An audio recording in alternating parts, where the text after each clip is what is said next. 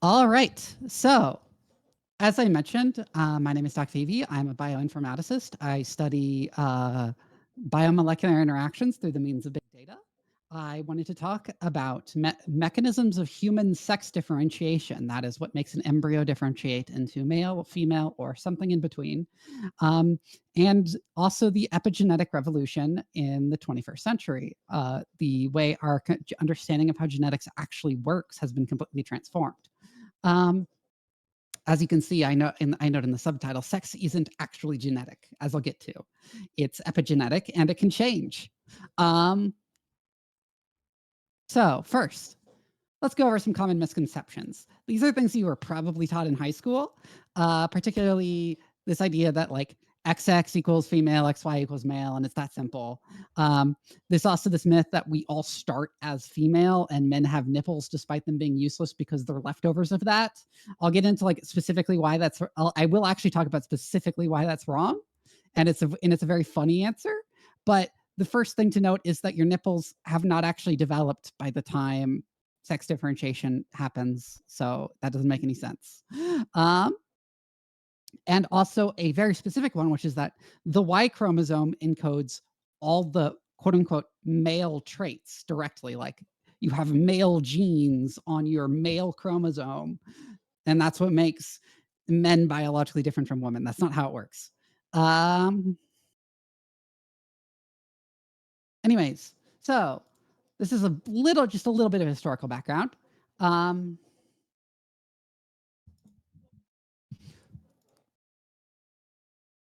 On the subject of chromosomes and how they became and how we came to understand them. I actually minimized my notes. Hold on, that was why I paused. Anyways, Theodore, these are just to give context on time frame more than anything. I'm not going to really talk about how that went into this discovery, but just Theodore Baveri discovered chromosomes were vectors of heredity in the 1880s. Nettie Maria Stevens discovered that sex chromosomes determine sex in mammals in 1905. She did originally assume that it was for all creatures, and we only later found out it was for mammals. But anyways, yeah. And we developed techniques of karyotyping, which is determining like how many chromosomes you have, how many of each chromosome you have, and which chromosomes you have, were developed in the coming decades. At first, we thought upon discovering the X and Y chromosome that, of course, the Y chromosome must encode everything that makes someone male. It must encode like genes for growing a beard and genes for having a dick. That's not true, as I'll get to. And there's a decent chance you were taught that like the Y chromosome has all the male traits on it in school. And again, that's not true. First, I'll go over some like cases that helped disprove this. The first is XYY syndrome, otherwise known as Jacob syndrome. When it was first discovered, it became like a science media sensation and is actually one of the great stories of science communication miscommunications, where people thought it made you a super male with uncontrolled muscle growth and heightened aggressiveness, and you just like kill everything, makes you a serial killer or a criminal. And part of this was because there was a story about a serial killer first being subjected to karyotypy at the same time as this came out, and so these two stories got mixed up, and people thought that serial killer had XYY syndrome. He was karyotypically normal. People thought he had XYY syndrome and that he was a case study in how it makes you like a violent killer with huge muscles and uncontrolled super male. The truth is that it doesn't really have any symptoms at all. It doesn't do anything.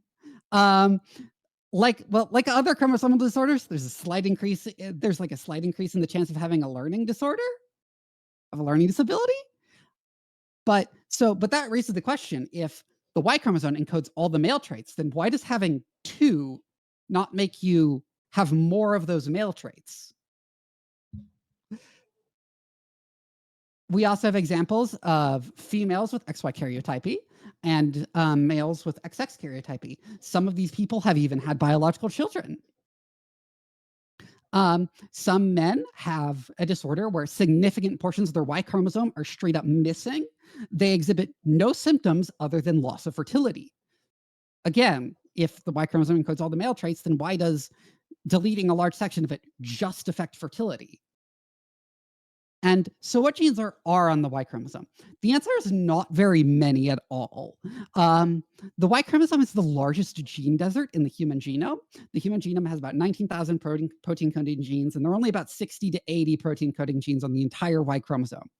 So that's about 0.3% of the total genes in your genome are in the Y chromosome. So the Y chromosome doesn't do much of anything at all. And we'll get into what it specifically does, and it's not what you think, mostly. So this is a map of known genes on the Y chromosome and gene regions. To start off with, the green regions at the ends, which contain most of the genes on the Y chromosome, are the pseudo-autosomal regions. An autosome is a non-sex chromosome. We call these the pseudo-autosomal regions because they exchange genetic material with the X chromosome as if they were autosomal chromosomes during meiosis, meaning these genes are all also on the X chromosome and they can freely jump between the X and Y chromosome. So nothing here could be said to be unique to maleness because it's on both chromosomes. Then we have the AZF regions. These, we don't really necessarily know which specific genes are on them, but we know they all have to do with spermatogenesis, which is the creation of sperm cells. This is like why deletions of like large sections of the Y chromosome cause infertility. Because usually if it's a functional part of the Y chromosome, it's this because it's the largest region. But again, these are only for making sperm. Then we have this region on the short arm euchromatin, which is neither exchanged with the X chromosome and isn't specifically due with fertility. The thing is that while these genes are no longer exchanged with the X chromosome freely, like in the pseudo-autosomal region, almost all of these genes are still direct homologs of X chromosome genes. They're either leftovers from when the Y chromosome and X chromosome were just two copies of the same chromosome, or they were transposed at some point in human evolution between the chromosomes. The only exception is S or Y. Just one gene is responsible for sex differentiation? Yeah, there's only one.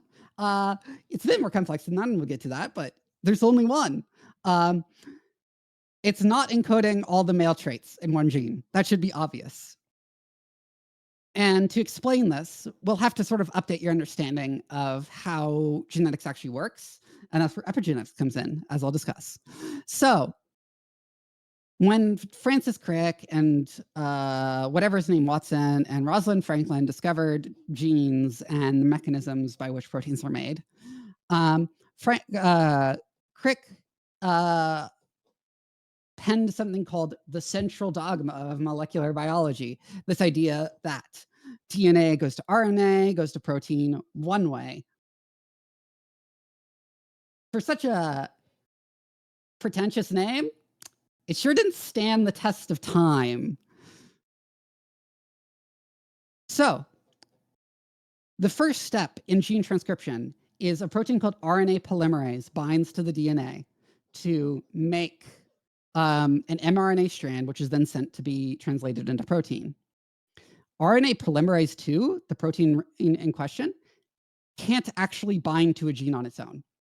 It requires a different protein to stick it to the DNA, sort of, and start its transcribing. These proteins, there isn't just one protein that does this. In fact, most of the proteins that are coded for in your genome are specifically for this process and either serve to recruit RNA polymerase or stop it from binding or something, just some regulatory function. And most of those proteins actually respond to environmental conditions, such as the presence or absence of certain signal molecules. The study of these specific regulatory mechanisms is called epigenetics. So where do sex characteristics come from? Well, I mentioned most of these proteins respond to environmental conditions. One of those conditions is the presence or absence of certain sex hormones. And that's actually where all sex characteristics come from, is hormone-mediated differences in gene expression. through the mechanisms of epigenetics. So certain genes express themselves more or less. What SRY actually does is it activates for a very short time during fetal development, where it where it downregulates certain genes associated with the development of ovaries, such as WNT4, RSP01, and so on, while upregulating the expression of a gene called SOX9, which in turn upregulates a bunch of genes associated with the development of testicles. After that, these respective sex organs produce large amounts of their relevant sex hormones, which then cause other traits to differentiate. So then we can talk. So knowing this, we can now talk about those previous cases that contradicted the idea that the Y chromosome has all those things on it.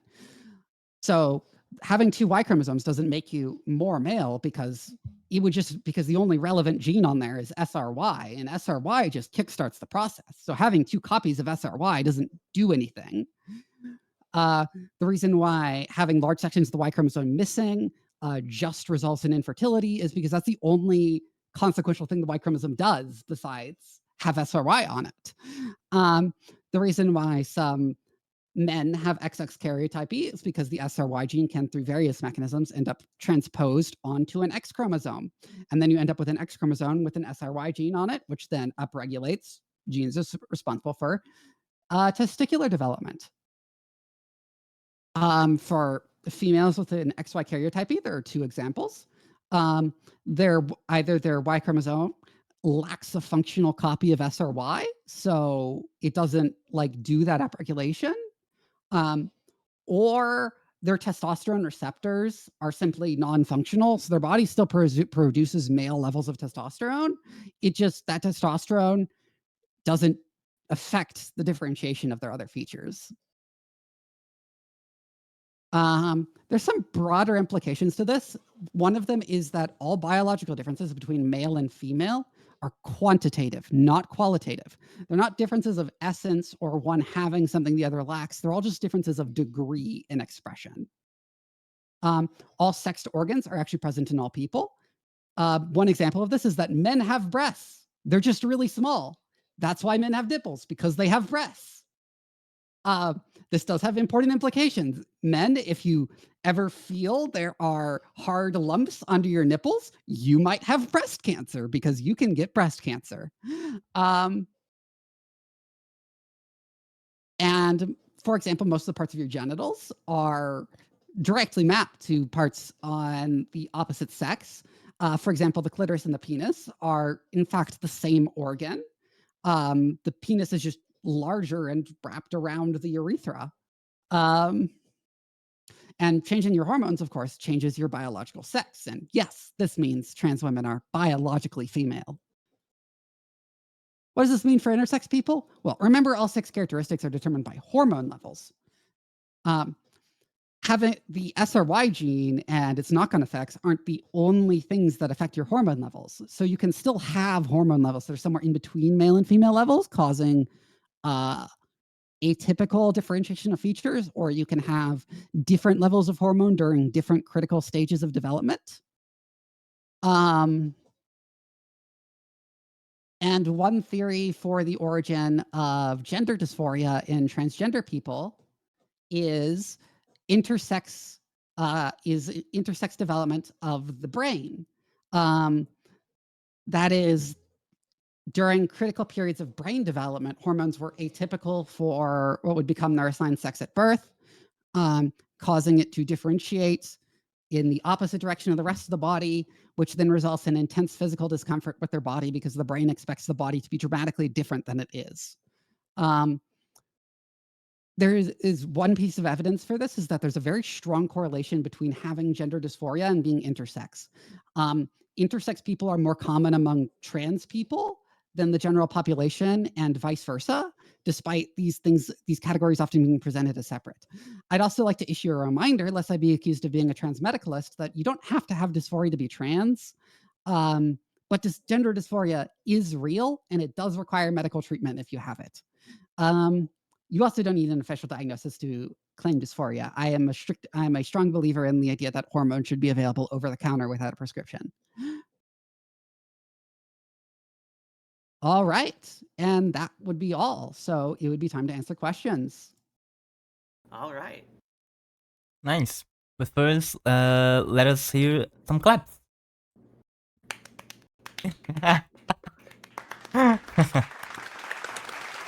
Yeah, someone else got in on Sorry, I was muted.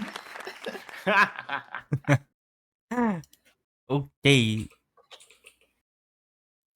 So I had a question. Yeah. Not a very big question, just what you said about the SRY, having two Mhm. copies, it doesn't matter. So would a good analogy be oh, if I have two on buttons on my PC, it doesn't actually make my PC stronger or turn on more. It's just there's two switches. Yeah, pretty much. that a good Remember, it's SOX9 that then controls the expression of a bunch of genes relevant to testicular development. SRY just turns SOX9 on. Mm. No, it turns your PC into a super PC and immediately installs Doom Eternal. Oh. That's when the second on button on my PC dies. About the total question, I am specializing in human sex reproduction, so I actually seen some of this already. When the teacher was speaking about the XYY chromosome, she asked us, well, do you think the penis would be bigger? Nope, that's not what happens. Just Yeah. yeah, that's not what happens. That's not how it works. Actually, I wanna do a comment. Actually, I know that development is a pretty big step in human. Yeah, the fetus development is a pretty big step. And is there is a possibility that something that happened with the mother of or with the person who is pregnant that could influence any of that? Yes, this is so it's not super well studied because it's inherently difficult to study, but it is believed that a large element of the development of intersex conditions, it has to do with the mother's hormone levels interfering with endogenous hormone levels in the fetus through various mechanisms.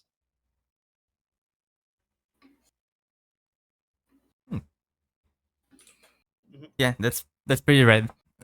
There are a lot of things can happen that can result to those not I mean the Incidentally, I also forgot to mention when I mentioned there's a huge overlap between intersex and trans people. Yeah, hi, that's me.